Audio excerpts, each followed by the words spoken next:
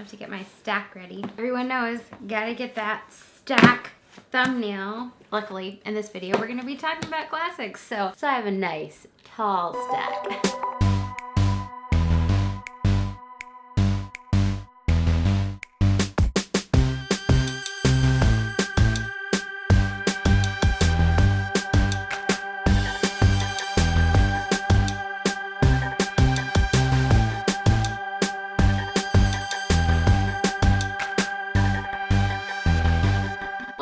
Everybody, it's Emma here, the Bookish Princess. I have a new book tag video for you today. This is going to be the For the Love of Classics tag. It was created by And over at Beyond the Pages and Yamini, the Skeptical Reader. I'll link their videos down below. There is, I think, a just plain classics tag on BookTube as well, which I want to do at some point, but looking through the questions of this one, I just thought they were really fun. So let's do this thing. The first question is, why do you read classics and how often do you read classics? And I guess my answer to that is all the time, pretty much. I just love classics. They're my favorite thing to read. And you know, I feel like that question is kind of as difficult to answer as the question, what is a classic?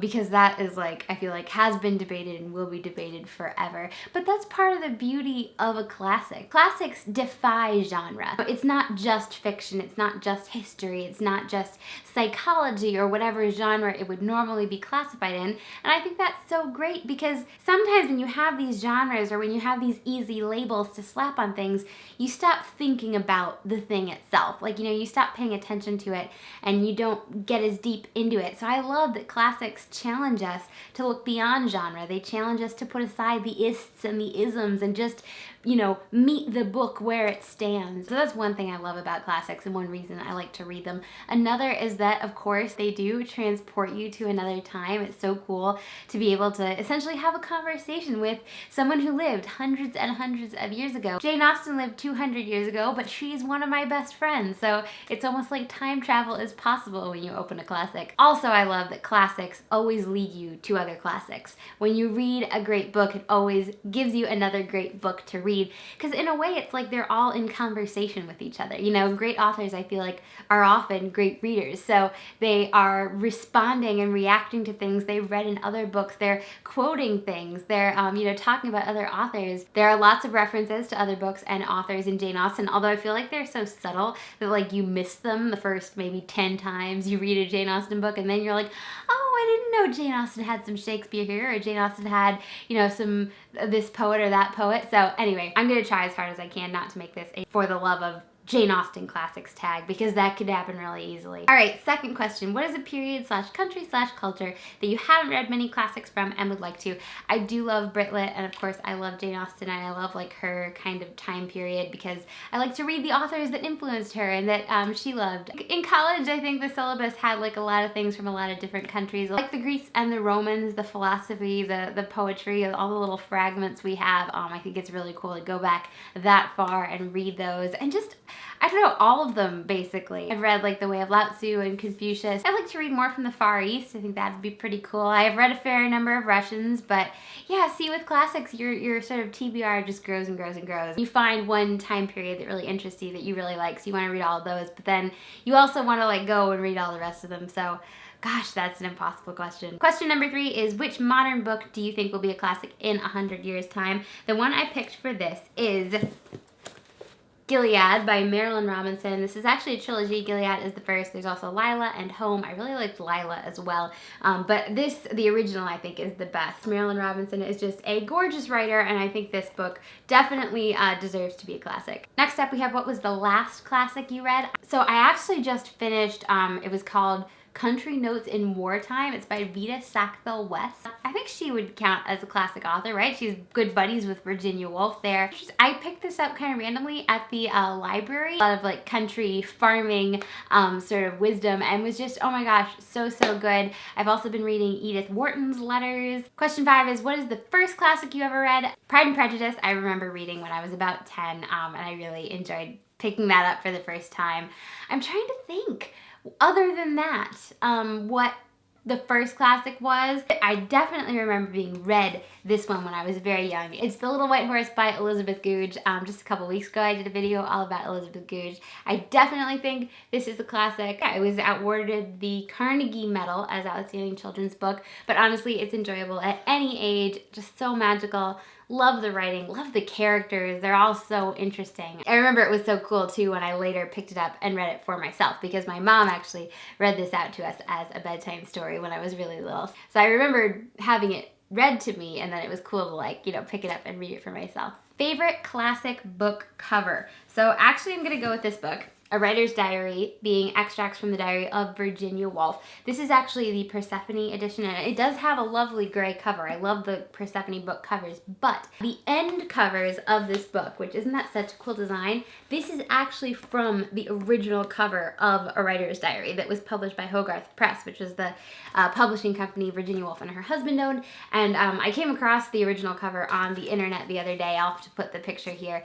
And I hadn't realized that the end paper was based on the original cover, and I just thought it's such a cool, interesting graphic design. Next up, we have classic authors you wish had written more books. So again, other than Jane Austen, we don't actually have all that many books by Jane Austen. I feel like the 6 we have are kind of perfect. Really 7, because Lady Susan is 100% amazing. If you haven't read Lady Susan, go pick it up right now. I feel like it's a great summer read. It's really funny, it's really short. Other than that, we only have like Jane's letters and a couple novels that she didn't finish. But I'm gonna not be predictable. I'm not gonna pick Jane Austen. I'm actually gonna pick Elizabeth Marie Pope. I guess, like The Little White Horse, this is kind of a children's classic, and yet this author is so, so good. I wish she'd written so much more, and I feel like any adult books she had written would have been classics too. She also wrote The Perilous Guard. That was a Newbery Honor book. And they're both historical fiction. This one is set around the American Revolution. The Perilous Guard is more Elizabethan times, but I just love these stories. I love everything about them. Oh my gosh, so good. Question number 8, least favorite classic. No, I've definitely read classics that I haven't cared for as much as other classics. The Russians often frustrate me. Not always. Notes from Underground I tried reading, and it felt kind of whiny. My brother hates me saying that. But that's the thing about classics. Even when you don't really care for a book, there are always things you like in it. You know, like there are things that you don't like and things that you like. I always like to copy out quotations from the books that I read, and I often have had it happen where I'm reading a classic that, you know, maybe I'm not gonna read again, but like I'll be finding lots of good lines in it, so I'll like copy out all the lines, but then I'll like write in my notebook, oh, by the way, I wouldn't actually recommend this book, but I have to admit there were a lot of good lines in it. So that's what classics do to you. Even when you don't like the book, it's like you do like the book a little bit. Favorite translated classic is the next question, and my answer for that would be Saint Teresa of Avila, The Interior Castle. So she lived in Spain, a 16th century Spanish mystic, considered one of the most profound spiritual teachers in the history of Christianity. I absolutely adore this book. I do think this is a really excellent translation. This is the Classics of Western Spirituality edition. It's published by Paulus Press, and the translator is by Kieran Kavanagh and Otilio Rodriguez. This book is just so fantastic. I love, it's so visual because the interior castle is this kind of extended metaphor for the soul. Oh my gosh, guys, I just realized I didn't pick out an answer for this next one. It's favorite modern classic published after 1900. Shoot, see, I shouldn't have picked Gilead because I would totally put that here. I'm looking at my shelves now to see if I can come up with something. Oh, I found one. This one. A Tree Grows in Brooklyn by Betty Smith. I just remember it really, really touched me the first time I read it. There's so many just evocative moments, and there are dark moments too. But I love how she is always kind of seeking the light and reaffirming beauty even in the midst of kind of squalor. And set in New York, the Nolans live in the Williamsburg slums of Brooklyn from 1902 until 1919, and it follows their daughter Francie as she grows up and, you know, gets her first job, and it's just a cool portrait of that time in New York, and great writing. Just definitely need to revisit this one. Question 11, classic literary places you would like to visit. All of them. All of them. Basically, whenever I read about a place in a book, I'm like, oh, I want to go there. I just finished reading The Blue Castle, and so now I totally want to go to Canada. I want to go to Prince Edward Island someday. That, of course, is in Anne of Green Gables. There are about 1 million places in England. I haven't been to Stratford upon Avon, which is Shakespeare's town, so someday Someday, gotta go there. Question 12, first classic you would recommend to a child. Now, as you can probably tell, I've already mentioned a couple of children's classics, so this is like a hard question because, of course, you know, The Little Red Horse, Anne of Green Gables, also really, really good. The Little House on the Prairie series, I loved that growing up. In fact, was that the first one that I myself read? Because I remember I had some like picture book versions of Little House on the Prairie, like before I read the actual chapter books, and I just loved those. I also loved this series here, the Betsy Tacy series by Maud Hart Lovelace. This is actually like 4 of the books all together. It has the most charming illustrations, such adorable characters. This is such a fun series too because it begins when they're like 5 years old and then goes all the way up to Betsy's wedding. So it like follows you as you grow up. I mean, I feel like children's classics are almost a little bit of a different kettle of fish than normal classics. So like if I had to go with more of a like pure classics author that you could read young, I'd say Mark Twain. The Mark Twain I have here is Huck Finn, which this one I feel like might be better when you're a little bit older, but like Tom Sawyer or Prince and the Pauper. Next question is classics you think are mistitled and what would you title them? Oh my gosh, I love this question so much, but I could not think of an answer for it. And this is one weird thing about like, especially like really early classics, like when I was at college and we studied like Greeks and things, sometimes it was difficult to like translate the title, and we would talk about you know, whether it was a good translation or a bad translation. All the classics that I'm thinking of right now have really good titles. So I'm sure I'm gonna think of an answer to this later. I mean, I'll turn this one over to you guys. What is a classic that has, you know, what is a classic that you would change the name on? Question 14 is your favorite classic that you would recommend to everyone. Now again, putting Jane Austen aside, because I obviously think you should read Jane Austen, not just once, but several times, because it really takes a couple times for like all the good stuff to sink in, because Jane is so subtle. I think it was Virginia Woolf who said that like she's the hardest author to catch in the act of greatness. There is a favorite classic of mine that I don't think I've ever mentioned on BookTube. I can't remember now. It's by Willa Cather and it's called Shadows on the Rock. I feel like you never hear this get talked about. You always hear, oh, pioneers, you hear Death of an Archbishop, and you never hear about this one. It's set in Quebec. It's about these French colonists, a young girl and her father, and you kind of get to see, I think her name is Cecile,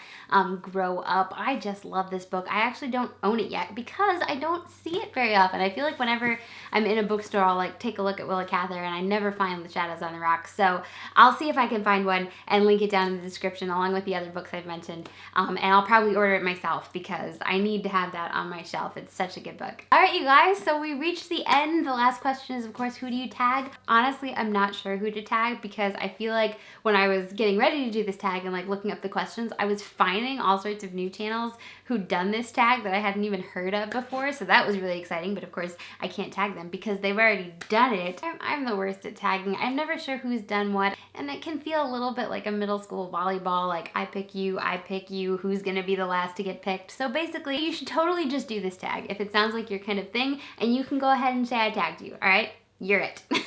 So that's about it from me. If you've done this tag or if you're planning to do it, definitely let me know down in the comments. Also let me know what you think about these books. Are you planning on reading any classics? Don't forget to give this video a thumbs up. Make sure you're subscribed. As always, I hope you're having a magical and a bookish day, and I'll talk to you again soon. Bye guys.